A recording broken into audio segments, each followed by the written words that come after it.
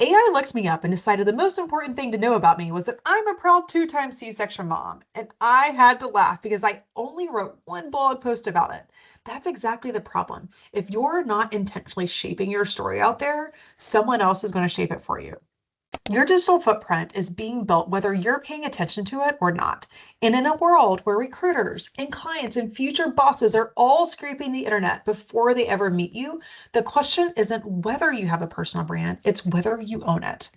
Coming up, we're getting into 3 questions every working mom needs to answer before she starts building her brand: how to use AI as your personal ghostwriter without losing your voice, and why your digital footprint is already being written with or without you. Hey y'all, I'm your host, Courtney Cecil. Welcome back to the Life Management System. Inside this episode, I am terribly excited to host Catherine Brown. So Catherine is a marketing leader in Databricks, and it's there that she leads executive audience strategy in the AI and security space. But many of us know her as the founder of the Cabro, a fast-growing community for working mothers navigating ambition, career, and family. With an MBA and a master's in counseling, Catherine brings this rare mix of business expertise and human insight. She lives in Seattle with her husband and their 5-year-old son and 2-year-old daughter. So, Catherine, it is with my pleasure to welcome you to the Life Management System. Thank you so much for having me. I appreciate it. I'm so excited to be here. Yeah, right back at you. Okay, so you wear a lot of hats and you do all of them with absolute grace, Catherine. I just love getting to see you do life. So I'm confident there's going to be a lot of wisdom and insight that is brought here. And it's very evident to me that you are quite intentional with how you manage your personal brand. You recognize it as the reflection of you and you protect it like it is, which has led to the cult-like following of the Cabro fans out there. Why do you believe it's a non-negotiable for moms at this moment in time, working moms specifically? Yeah, for their personal brands. I think that let me back up for just a minute. I realized that instead of having other people's opinions of me dictate my future, I could actually create a brand that would help to get me there. I set some boundaries, so I'm not giving myself credit or validity in anything that I'm not educated in. So like I'm not giving medical advice. The closest I would ever get to that is mental health because I have my master's in counseling psychology. But I knew that I could talk about being a working mom and trying to figure that out because that's exactly what I was doing. It was my son's first year of life, and I was 3 weeks in to being a mother, looking for other working mom content creators online, and I only found a few and decided, hey, that's something that I can do. I don't think I really, in the beginning, I don't think it was as intentional that this was going to be part of my brand. I think it was this side thing I was doing in the pandemic. I thought, I want to help other people. I've always loved helping other people. It wasn't until a little bit later when Hitha Palapu invited me and Janelle Tavis on stage at a talk at MM LaFleur about women who do. It was like the Women Who Do series. And I realized that I had a voice, I had a brand, and I had something that I could use to get me in through doors that previously hadn't been open for me. So I think before that, I thought that I didn't really have a voice, that I was kind of at the mercy of what other people thought of me, of waiting for opportunities to come for me. And through this brand, I've been able to walk through some doors, to create doors. I talk about creating the table and then bringing people to the table, creating seats for people, asking for a seat at the table. I think at some point you can't control what other people think of you, but you can give them an option. And that's something that I talk a lot about, is that in psychology, my therapist is always telling me we can't control what other people think of us, but I do believe that you can present an option for them to consider at some point. Yeah, I talk a lot about what I call the circles of control relative to your energy. So a lot of people will spend energy on things that they can't control, think the weather and think the time. To your point, you can't actually control what other people think of you, but what you can do is you can influence that. And that's exactly what you're doing by choosing to curate a brand. So Catherine, for anybody that doesn't know, went to UGA, a very football heavy school. You know, in the sports language, you are playing offense on your life. Like you are playing offense instead of defense. And I think that is why you have found this place where doors are opening for you because you are doing it with intention. So when you think about a thoughtful brand, it impacts a lot more than doors opening, particularly in the workforce. When you think about things like negotiating, what your career looks like and career pivots, how might a good brand and your ability to influence your future coexist? And like, what does that relationship between the two look like? So I loved this question. And what it made me think about is how there are so many things that we are good at that no one knows that we do well. It's impossible for everyone to know what other people do well. So it's important that we put it out there for people to know. So something that I do when I do public speaking or I lead my mom groups is I give examples of either other people or myself. So I'm going to give an example of myself. So I majored in communications. I did not know that it was a throwaway degree at the University of Georgia. I just loved public speaking, rhetorical criticism, reading, speeches, all of that. And I also am naturally just a good public speaker. I've known this about myself for years, and yet not many people know that I'm a good public speaker. And so I started posting my public speaking opportunities on LinkedIn. So when I was on the panel with Hitha as the moderator and Janelle, and then when I actually spoke to a women's group at Samsara, I posted those online. I also share when I'm on podcasts or when I'm speaking at different conferences. And slowly but surely, I have been able to generate more opportunities for myself. I've for years been behind the scenes with events and creating content, creating PowerPoint decks so that other people could present those things. And I knew that I would love to speak more. So I started to shift that narrative about myself that I'm only good at being behind the scenes to I can actually support, I can moderate, I can lead discussions, I can deliver content. And that has opened doors for me at work to be able to moderate conversations, to be MCs for different conversations, and to actually present. And so I think that making sure that if something about your brand isn't very well known, take that upon yourself to make sure that other people know that that's something that you do well, either at work or outside of work. I think about as you're talking how that showed up in my life too. I remember an insight that I had when I had made the decision to leave my organization of 16 years. I knew that I had outgrown it. We had a great relationship until that point, but it was not serving me and I was not serving it in the way that I was used to showing up for major parts of my life, like my job. And I was rewriting my resume, and my mentor at the time was like, "Why are you not calling out that you're an executive here? Like, why is that not in your header?" And it wasn't until that moment when she was just like, "Hold up, you are shortchanging the way that you market yourself," that made me realize how small I was playing. I mean, I had sat in the boardroom of the CEO for about 10 consecutive years. Like, no, was I managing partner of the practice? No. But at the same time, I certainly was an executive and I'd earned that right. So I think oftentimes just curating and creating space for ourselves to see ourselves in the way that other people already see us is also important. And that's Absolutely. something I was not doing. So when you think about like putting my head in the space of the listeners where they're probably saying, okay, so I buy this, like I need to manage my brand more intentionally. How do I do that? Like, what type of questions do I need to be asking myself before I start putting myself out there or start more pen to paper, black and white ways, start documenting this curated vision for myself? Sure. I think there are three things, and one of them is a callback to the previous question. So I'll start with that one. It's first, what are you great at that other people don't know that you can do well? Creating content.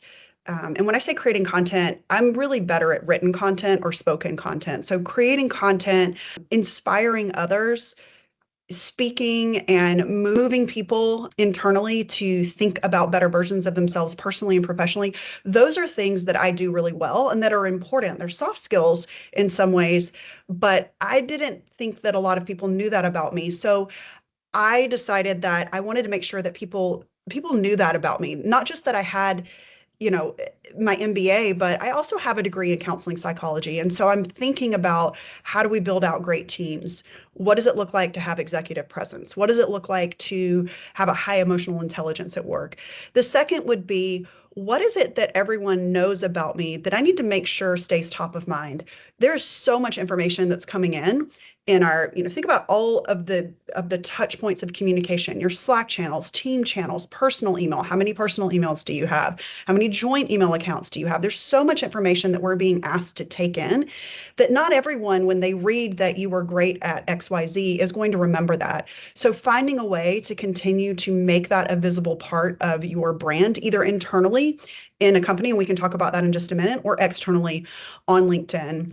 And then I think the third thing is, what is something that where you want to go? Where do you want to go? What's something that you can do that you can start claiming that you are great at that thing? So, you know, being able to talk to other people about building a personal brand. I didn't go to school for that. I am a marketing professional, but building an online personal brand is something that I have really enjoyed learning how to do and watching other people do. And I think that I have a lot to offer.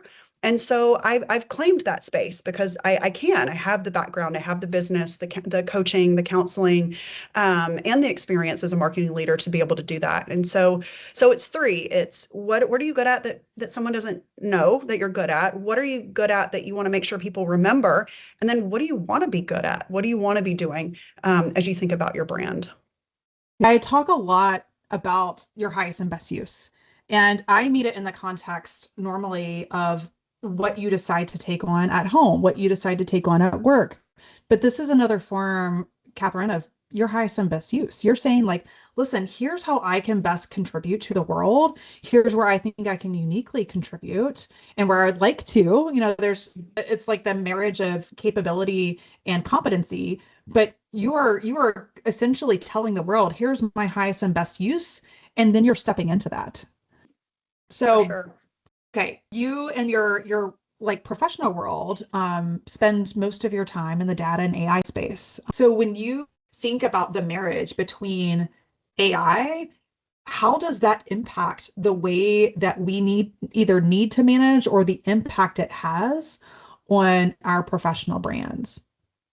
Sure. So I use AI not just for the Cabro, but for work. It's something that, I know that I work in data and AI. And when I used to deliver presentations to customers, I would talk about how we internally at our own companies are learning how to integrate it into our own lives, that it's this massive change management that's happening that we all are in the middle of, that we're building and we're implementing and using the tool that we're actually building at the same time.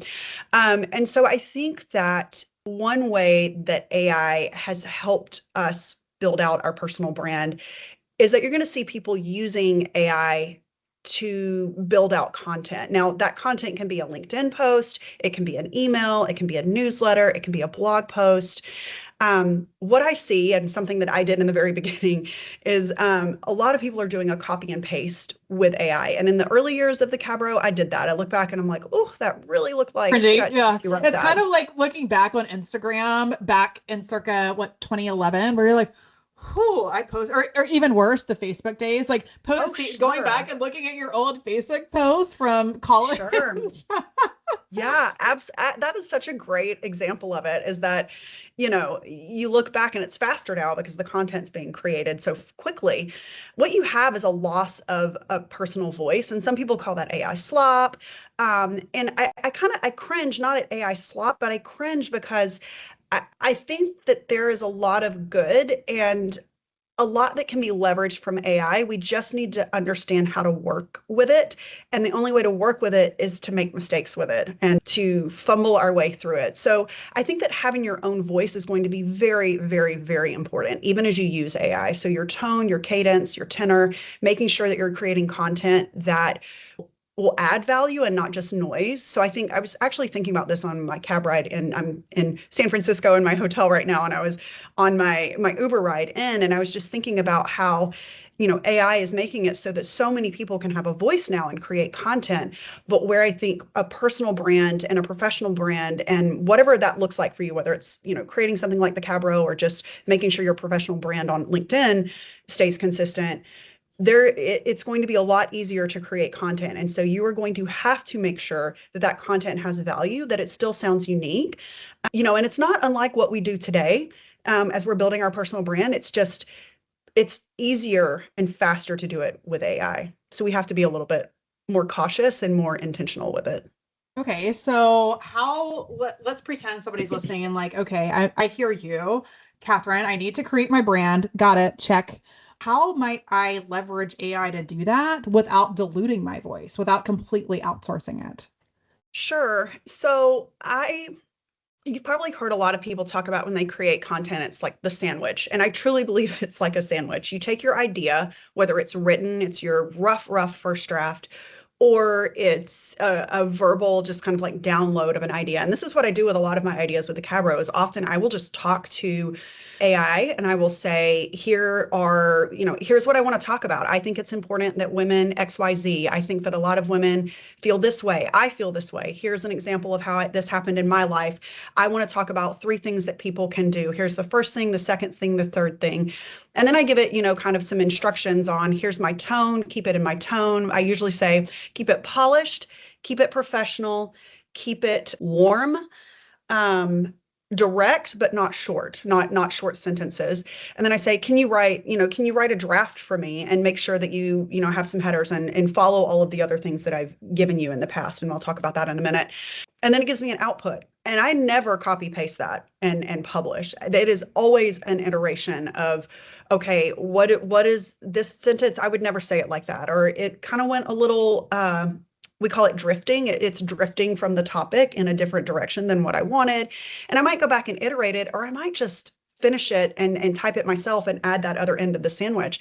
I might add the end of the sandwich and add in another. Can you make sure that there's, my grammar is good, my spelling is good? So I think making sure that they call it human in the loop, but really making sure that you're constantly taking the time to be in that loop and giving it feedback. One thing that is really hard, I think, for knowledge workers and people who are using AI to really not even knowledge workers, anyone that's going to start using AI in their jobs, one of the hardest parts of the change management, and I know your background is in change management, is we are effectively completely changing the way that we do work. And we're having to do that while we're still executing on the jobs that we're doing. So the companies that are getting it right are training their staff internally, their employees, and employees who are really succeeding at this are doing their own training outside of work. That's not easy. That's really hard.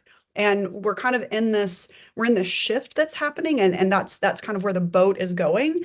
So I think that going back to personal brand is making sure that you are training your AI, you're using it, you're saying, hey, I would never say that. So my last example that I'll give is in the beginning, AI thought that I was kind of a yeah girl, like, yeah, girl, like, let's go, rah, rah about being a working mom. And I was like, that is not how I talk. Do not use emojis. Do not you do this. Do not do that.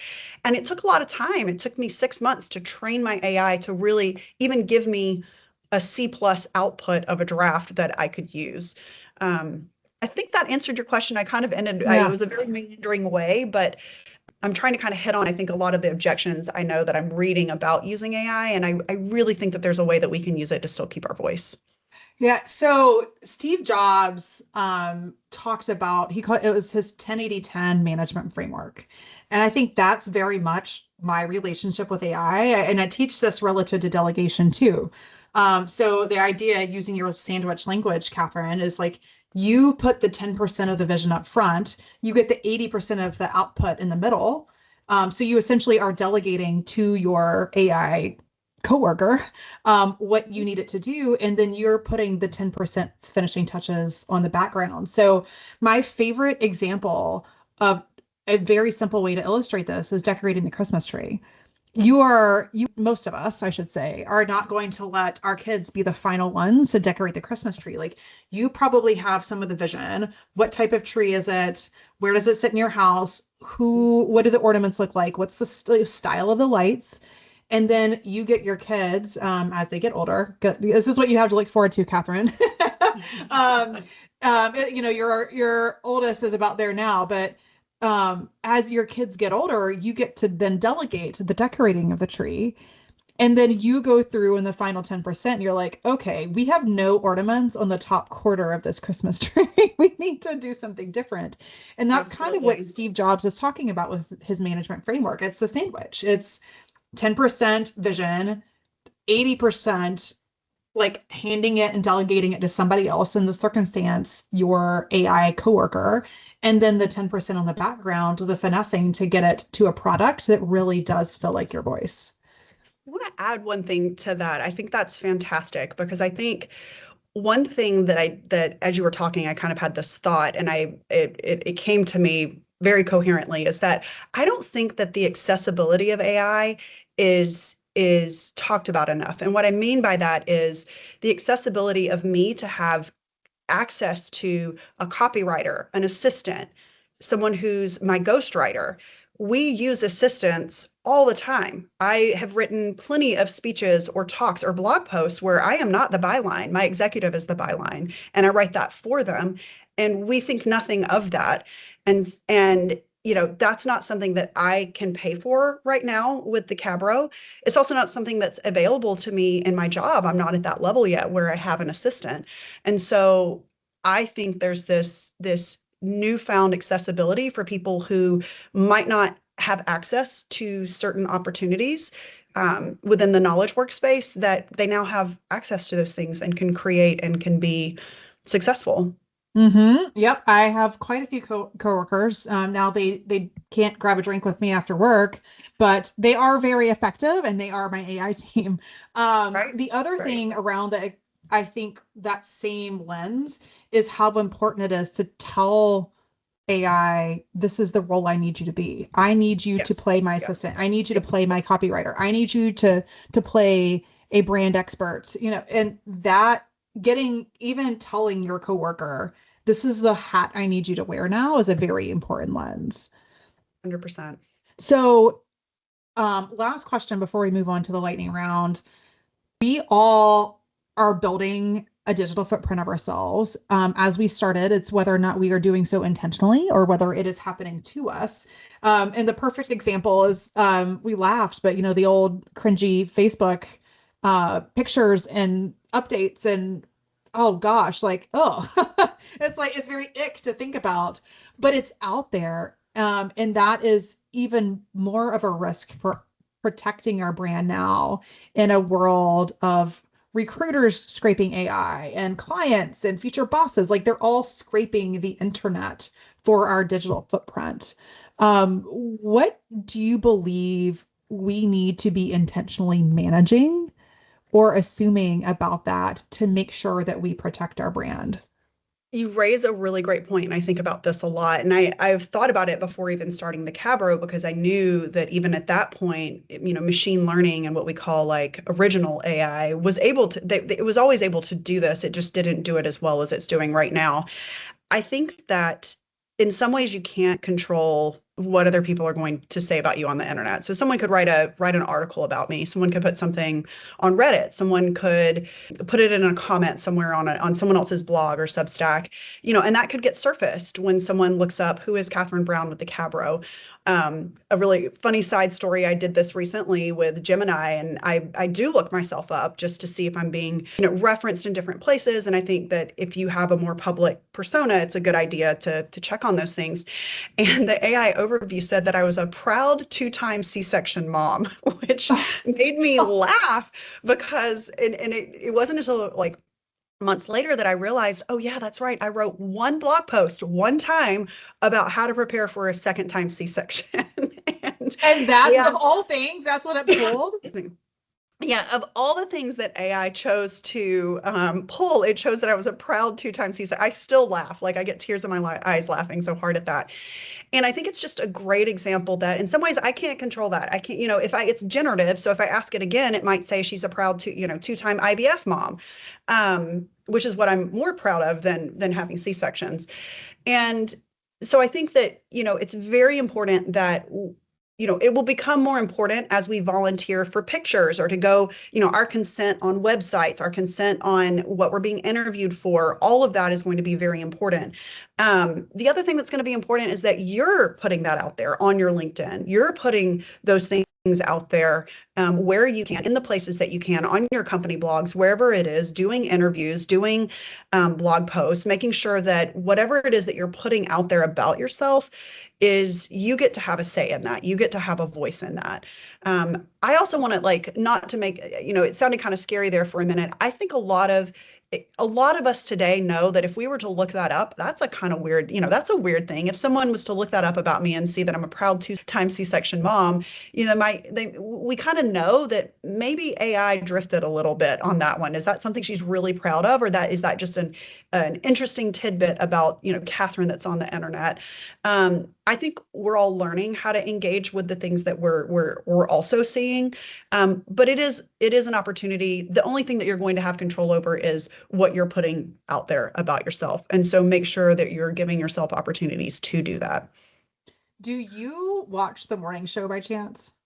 The what show? I'm so The morning sorry. show with the Reese Witherspoon, You know Jennifer what? Aniston. I watched, I think, part of season one, and I have not started back on it. No, So not I yet. am not a big TV person at all, but I will get on a kick about once a year. I'll catch up in the 2 to 3 shows that I'm somewhat interested in. So the way that I do this is instead of doing audiobooks for that month, I will subscribe to all the things like Apple TV and I will watch it Right. and I'll put my iPad in my bathroom. And that way, when I'm doing my makeup and washing my face in the morning or my lotions and Uh-huh. potions at night, like I'm watching my iPad and treating it like a TV. And it's just, I don't know, it really is a happy moment.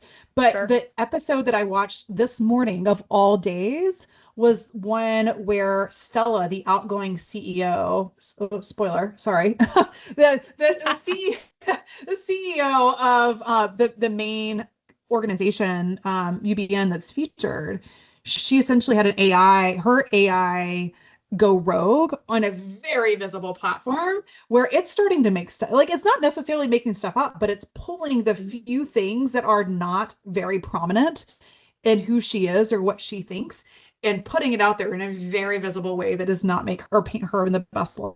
But it's that much more important and illustrates why managing your brand and having sources matters. And that's my favorite AI has become Perplexity because it doesn't make things up in the same way that ChatGPT or a Claude or a Gemini will. It actually will spit back here's the source of where I found this. So that way you can at least insert your own human processing, whether or not, okay, that was one sentence or that's everywhere. Because it produced 10 sources as opposed to just one teeny tiny little sentence in this one source. So I think Perplexity has helped me a lot there. Sure. The other thing too is I think to round this out before we move on to the lightning round questions is asking AI what the holes are in your brand. And that's like I at one point in time, it's been at least 6 months, I had been using ChatGPT more at the time. I was like, how do I present myself versus like what are my blind spots and what should I be doing more or less of? And the only thing I really took away is like you keep positioning yourself as a coach who works with moms on essentially building life management systems. You keep position yourself as a coach, but they're like, Courtney, you're a culture executive first. Like you have earned that right over a couple decades in the workplace. And that's your credibility. You have the capability of coaching now because of all of this other found your industrial and systems engineering degree, your change management certification, your Six Sigma certifications, your project management certifications, your culture transformation certifications. Like you have all this credential that you've spent so much time creating and you forgot it overnight just because you decided to coach moms. Like, so it's so helpful in helping you also round out the way you decide to craft that narrative. Absolutely. Absolutely. So before we get on to the lightning round questions, Catherine, I would love to actually invite you to share a little bit about some of the work that you've been doing and that you're about to introduce, or you will by the time this goes live, in the Cabro, because it is just part and parcel to how you've built the Cabro brand, your own personal brand, and really your own personal, like pulling on your own personal credentials. Sure. Thank you for the opportunity to do that. So I am right now, by the time this airs, I will have a PDF, a getting started with a AI PDF that I will have created.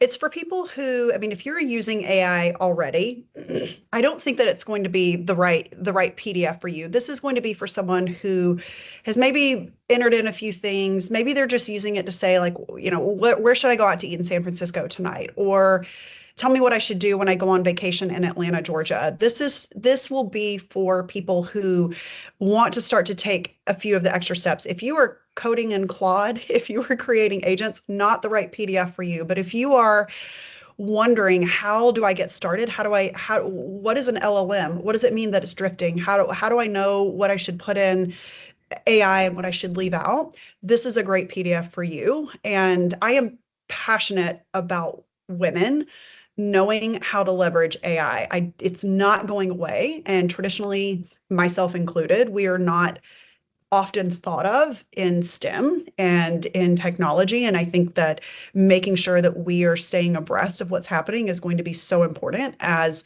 our roles shift and change and we take on more in the workplace. You just made a really good point that I don't want to gloss over because as an engineer that was often the only woman in the room, particularly I started my career in manufacturing. I truly was the only woman in the room in that space. And I think that given the work that, so yes, I coach work, I do have a beat at the consumer business where I coach working moms, but a lot of my work is still done inside organizations. I am working with executive teams and leadership teams and upper level management to get them to a place where women can like continue remaining in the workforce. That's why I do this. That's why I left corporate, is because I care more about retaining women into leadership roles than I do about the stability of a paycheck, which I greatly miss, by the way. um, but I think that your point is so important that we will not be able to sustain keeping women in the workforce if they don't keep up with a changing platform. Like, yes, I have a couple colleagues out there that are doing very similar work as me, where we are all trying to fight to create work environments that really support women. But we also, it's incumbent on us to do our own work to understand the shifting landscape so we can remain competitive and not be thought of as the people that just don't get it. Right.